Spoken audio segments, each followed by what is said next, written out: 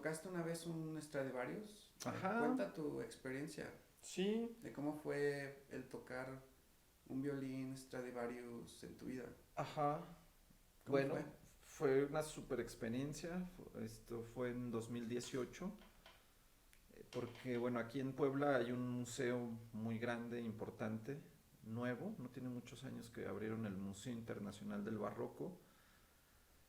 En donde, bueno, han hecho exposiciones importantes, han traído pues a pintores históricos, ¿no? A hacer obra, a mostrar obra.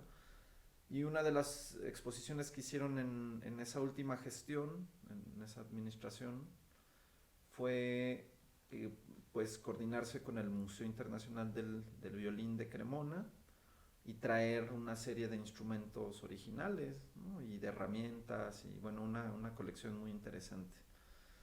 Y entonces pues vinieron básicamente algunos de los violines más importantes históricamente, ¿no? ¿Del mundo? Uh-huh, un violín de la colección Carlo IX, un violín Amati, que es uno de los lauderos primeros que empezaron este siglo de oro de la laudería en Italia en el siglo XVII, XVIII.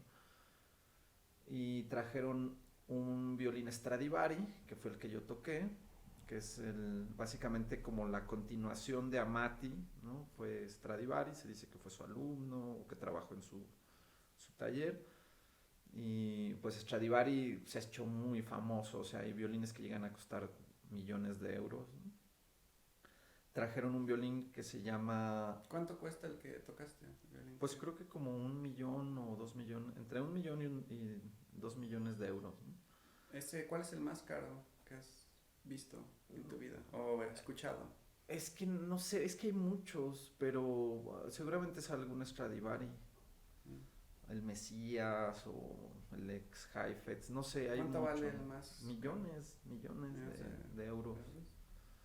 Sí, ¿Y qué fue la resonancia? ¿Cómo la resonancia y cómo fue tocarlo a nivel? pues fue súper interesante. O sea, realmente fue como... Cada instrumento tiene un sonido propio, ¿no? Y estos instrumentos sí, sí tienen una cuestión muy especial, ¿no? Se ha especulado también mucho, eso hay que decirlo, ¿no? Y además muchos de estos instrumentos se han modificado, ¿no? Porque pues, son instrumentos que tienen 300, 400 años. Entonces se han modificado haciéndolos más modernos y modificando el sonido. Pero sí tienen una construcción, tienen un material muy interesante. Ha habido toda una serie de estudios, ¿no? Por ejemplo, se dice que las maderas que utilizaban estos lauderos en ese tiempo solo pudieron existir en ese tiempo porque fue uno de los momentos en los que ha habido una de las últimas glaciaciones en el planeta. Entonces, una de las cualidades que se ha estudiado de la madera es que entre más sufrimiento tenga, entre más frío, entre más oscuro, entre más traumas físicos tenga, tiene más propiedades, ¿no? Tiene más propiedades acústicas. Entonces, mucha de la madera que utilizaron estos lauderos solo pudo existir en ese momento, porque solo en ese tiempo fue esta glaciación que afectó a los árboles del planeta y en específico a los de la zona donde ellos pues, adquirían el material, la materia prima, ¿no? Entonces, fue una cuestión muy interesante porque eh, fue como cada instrumento tiene una voz propia y tiene una identidad sonora propia, ¿no? Y física, material. Entonces fue como un poco encontrar un acoplamiento entre yo en ese momento y el instrumento, ¿no?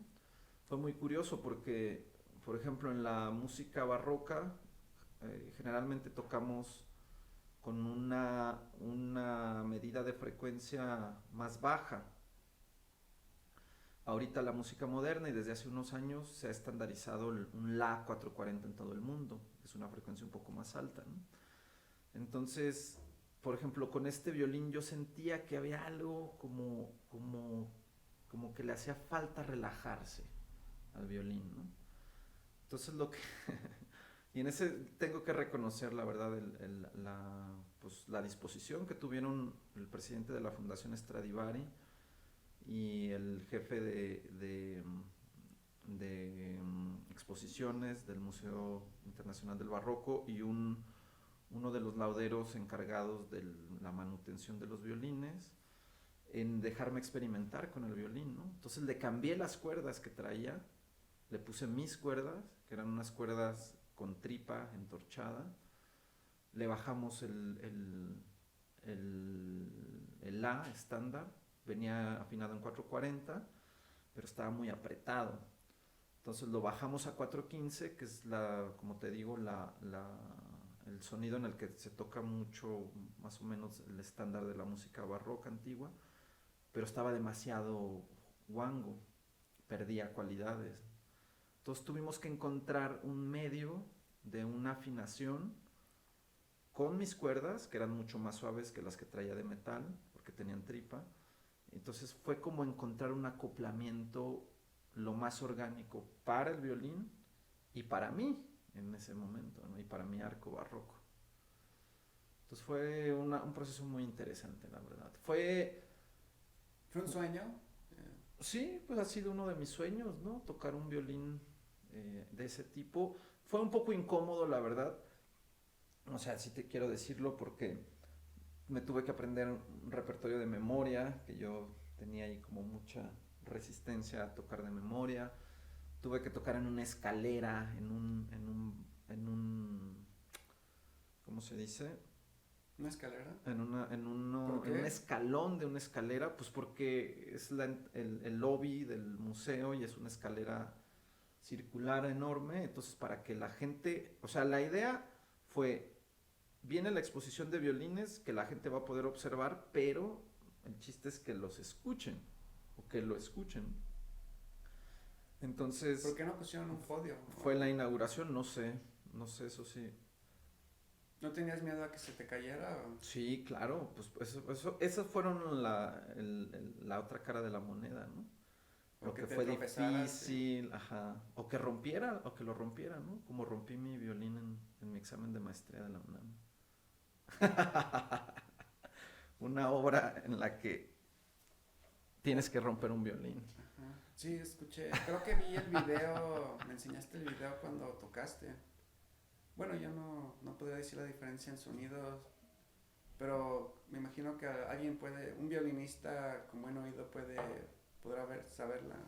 Totalmente. Yo, por ejemplo, escucho en el video que estás terminando de editar del Destino Beethoven, mi violín, el Dante, tiene un sonido impresionante. Lo escucho y solo ese violín lo tiene y pues no he podido encontrar otro con esas características, ¿no? Un super violín. Claro. De Adrián Salazar. Y sí, me acuerdo viendo el video que estabas hablando entre composición que tocabas y que la gente pensaba que como agarrabas el violín de cierta manera y agarrabas tus notas que traías en la bolsa, que la gente pensaba que se te podía caer el violín en cualquier momento y estaban asustados, que hasta rieron, ¿no? Sí. No podían creer que agarrabas el violín con una mano, ¿no? Sí. Sí, yo hice unos malabares porque traía mi Jack, que es esta libretita de Florentina, ¿no? Y tenía mis apuntes de lo que quería hablar, pero pues la tenía en mi saco, entonces básicamente tuve que malabarear con una mano tomando el violín y el arco y sacar esta y abrirla y así. Y con el violín aquí la gente estaba muy nerviosa, ¿no? Y me decía, no, yo te lo detengo, no lo vayas a soltar. O sea, ¿no sabían que ibas a hacer eso? No, nadie. ¿Y qué pasó? ¿No te dijeron nada del evento? No, yo creo que nadie se esperaba, ¿no? Digo, a mí me dieron ciertas pautas, ¿no? De tocar ciertas obras con ciertas características, cierto tiempo, pero pues yo quise también Ahora te puedes acercar un poquito más. echarle de mi cosecha, ¿no? Hacer mi performance y de cualquier forma, pues fue como un acto político, ¿no? O sea, ¿Así lo viste o? Sí, claro, y catártico, ¿no? Como todos mis performance o Acerca el micrófono un acontecimientos, poco ¿no? a ti, ¿no? Es que como que Ujú. empezaron con la música Sí, aquí, tratar de... Entonces, sí, o sea, eso me imagino que se asustaron todos, ¿no? Al ver que casi se te caía el... sí, claro. Bueno, no que se te caiga, sino que estás en un escalón Sí. tocando algo que no estás seguro, bueno, que no habías tocado antes y de Ujú. pronto sacas una libreta y agarrando un Stradivarius con una mano y el arco con la misma mano y